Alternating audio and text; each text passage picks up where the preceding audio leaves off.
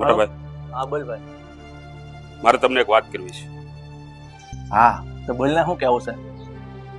જો મોટા ભાઈ, હવે આ ઘરમાં વધારે ભેગું નહીં રહેવાય. એના કરતા નોખો થઈને બીજે રહેવા હોયો જાવ. આ 2-3 જેવા ભાગલા પાડી નાખજો જમીનના. હા મોટા ભાઈ, કાળુભાઈ ની વાત એકદમ સાચી છે. આ નોખું કરી નાખો ને તો હંધાઈ ને શાંતિ.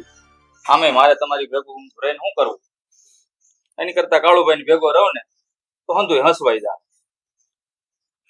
પણ ભાઈ, તમે લોકો આમ એકાએક આવો નિર્ણય કેમ લઈ લીધો કે નોખો ઉઈ જવું છે? અરે મોટા ભાઈ, તમે જાણો છો કે આ ઘરમાં મારા ભાભી હક નથી લેવા દેતા કોઈને. એની કરતા રોજ રોજના કજિયા કરતા નોખું થઈ જાવ વધારે સારું. અને હું તો એમ કઉ છું કે આ જમીન જાયદાદ, આ ઘર, આ મિલકત, આ બધામાં ભાગ પાડી નાખો હરખા ભાગે તઈને ભાઈઓના. હા મોટા ભાઈ, કાળુભાઈ ની વાત એકદમ સાચી છે. અને ઓલી વાડી છે ને આપડી પાણી વાળી જમીન, એના એક હરખા 3 ભાગલા પાડજો હો. હું બોલ્યા તમે ભાઈ? હું બોલ્યા ભાગ પાડવાનું? અરે આ ઘરમાં જ્યાં સુધી હું જીવતી છું ને ત્યાં સુધી આ ઘરને આજે ભાગ નહીં પડે, કાલે ભાગ નહીં પડે.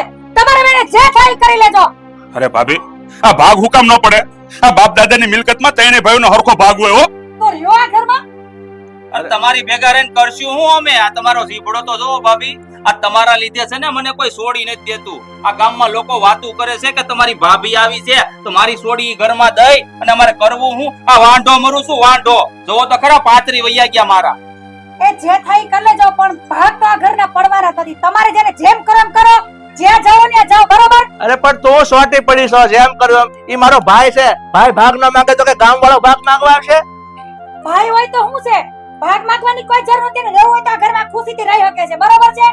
અમારે કાંઈ તમારી ભેગું રહેવું નથી. હું વયો જાય કાળુભાઈ ની હારે રહેવા, બરોબર? તમારો જીભડો કાંઈ મારે મફતમાં સાંભળવો નથી. કાંઈ કારણ વગર કાંઈ વાંક ન હોય તોય તો તમે તતડાવતા હો રોજ. કા ઈ તો બાયડી નથી, એટલે હમણાં બાયડી આવે તો બધી આઈ ખુકડી જાય, તાવડી તેરવાના પણ માંગે. ક્યાંથી બાયડી આવે? તમે જ્યાં સુધી સવો ને મારી હારે ત્યાં સુધી મને તો નથી લાગતું કોઈ મને બાયડી દે. એટલે મારા હિસાબે તમારું હક પણ નથી થતું એમ? હા, એમ જ કહેવા માંગુ. બહેન થા, તું બહેન થા, મારા બાપ તું બહેન થા. એ પણ બધાયમાં મને જ બાને ચડાવે છે. આ ન પૈણી ગયા, તમે ન પૈણી ગયા. અરે પણ ભાભી, આ જરાક તો વિચાર કરો. આ રોજ સવારે જાગીના ઘરમાં કકળાટ કકળાટ કકળાટ, આ કકળાટ સિવાય કઈ બીજું આવતું નથી આ ઘરમાં. તો ઈ તો તમે બધાય મારું માનતા નથી, ત્યારે થાય છે હમણાં હું કહું એમ કરતા જાવ. અરે બધું માનીએ છીએ તમારું. અરે તમારો પડ્યો બોલ ચાલીએ છીએ અમે.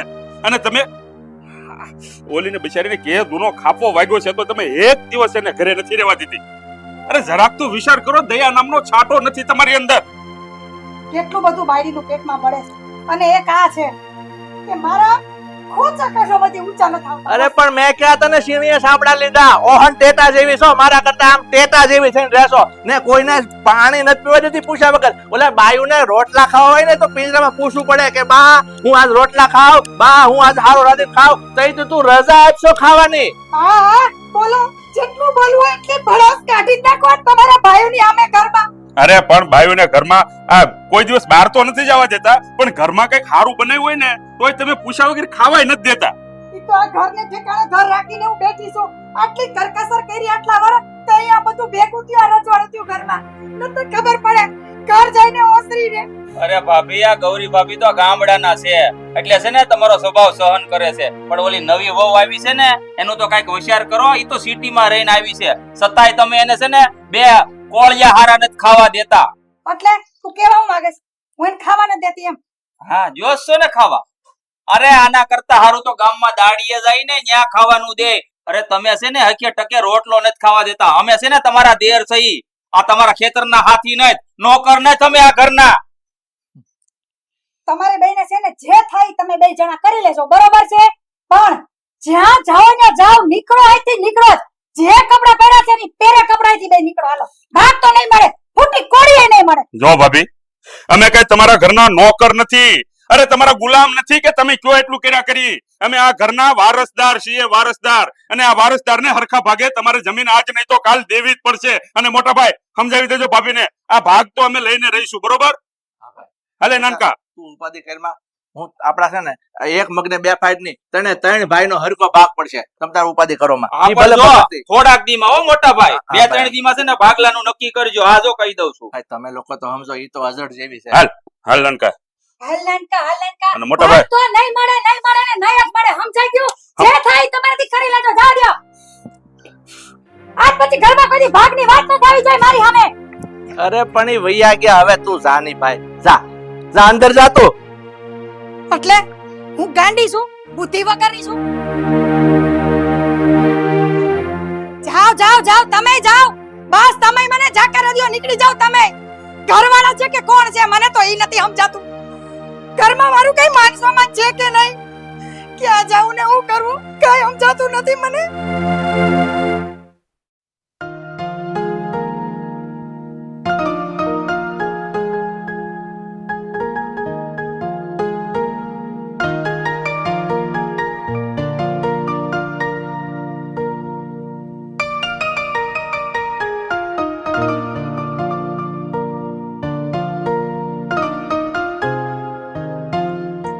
હજી આ દાળ ઉઘાવી નથી તે હું એ જ લેવા આવી હતી.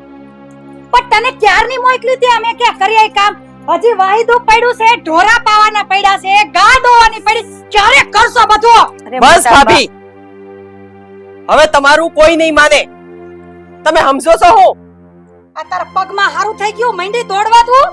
નાટકબાજ હું નાટકબાજ કે તમે કામ ચોર કામ કરું કઈ તો પગ લંગડા તો હાલે બેન નો અરે ભાભી અમને તો પગમાં લાગે છે ને તોય અમે કામ કરી છી અમે કામચોર નથી તમે કામચોર છો તમે તો ખાલી બેઠા બેઠા રાડો પાડો છો બધા ઉપર કયું કામ કરીને બતાવ્યું ઈ તો કયો તો એટલા વર આવી તો મેં કામ જ હવે આટલા વર આવ્યા ત્યારના ગાંગરો છો ગાંગરો છો એટલે તું કેમ મારી હમુ જીભા જોડી કરસ હે તને જીભડી આવી બાવ અરે ભાભી આ સહન કરવાની એક હદ હોય છે આમ ગમે ત્યારે તમે મજા આવે એમ બોલે રાખો છો કોઈ બોલતું નથી એટલે બા બસ તમે કઈ બોલો માં એમની સામે બોલવાથી કઈ ફાયદો નથી તમને ખબર છે ને એ ચાપલી આજકાલની આવેલી તું એટલી બધી જીભા જોડી કરવા માંડી તને પંખ આવ્યા મંડી ઉડવા હો ભાઈ બસ હો ભાભી મારી વહુને કઈ કહેવાની જરૂર નથી આટલા વર મેં સાંભળ્યું હવે મારી વહુને હું કઈ કહેવો ને એ નહીં સાંભળી લઉં હવે તારી વહુને કઈ મેં નથી ગાળું ભેવ દીધી હો કાળી ધોળી નથી દીધી તો તું બોલાસ એટલું બધું મારી સામો ક્યાં બોલવામાં ઓછું રાખો છો તમે જ્યારે પણ બોલવાનું ચાલુ કરો છો ને એટલે સામે ગમે ઈ હોય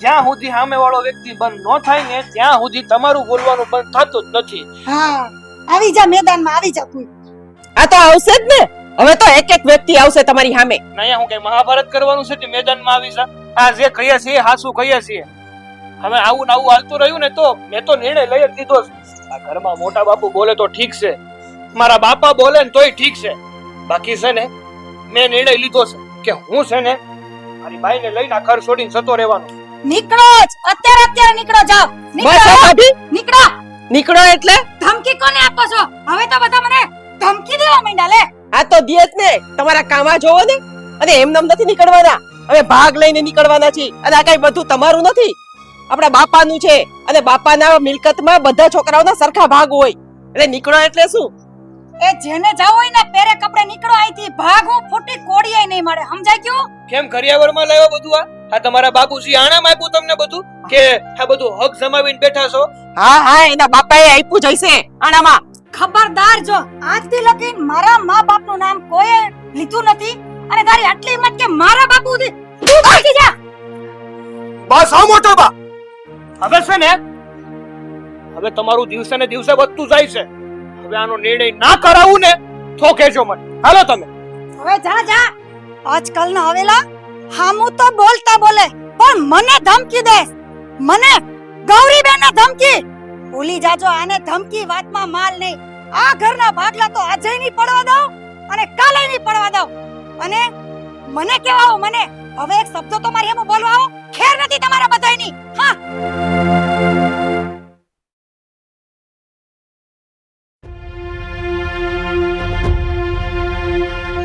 મોટા ભાઈ શું વાત છે કેમ આમ અચાનક બધાઈને ભેગા કર્યા છે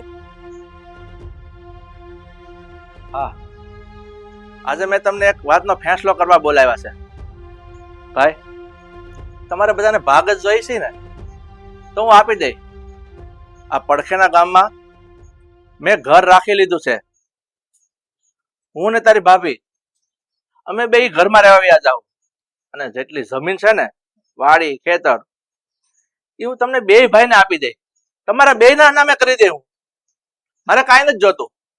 હું તમને બે ભાઈને આ બધી જમીન આપી અહીંથી વિયો જાય. હું બોલ્યા તમે? બહુ દાતાશ્રી થઈ ગયા તમે તો. કેમ આપણે નથી, પેટ નથી તે તમે હું બોલો છો? બીજે રેવા જવાની વાત કરો. બસ ગૌરી, તું ચૂપ થઈ જા હવે. હું ચૂપ નહીં થાવ, કહી દઉં તમને. મને આ ઘરમાંથી કાઢવાની વાત કરો છો? આ બધાને કાઢવાનું બને? અરે આ ઘરમાંથી જાય મારા દુશ્મન. ગૌરી, હજી એક વાર કહું છું, હજી એક વાર કહું છું, ચૂપ થઈ જા. નહીં જાવ એટલે નહીં જાવ, કહી દઉં છું તમને. ચૂપ થઈ જા એમ કહું છું તને. એક વાર કીધું સાંભળતી નથી. તમે મારી ઉપર હાથ ઉપાડ્યો તમારા ભાઈઓના હિસાબે.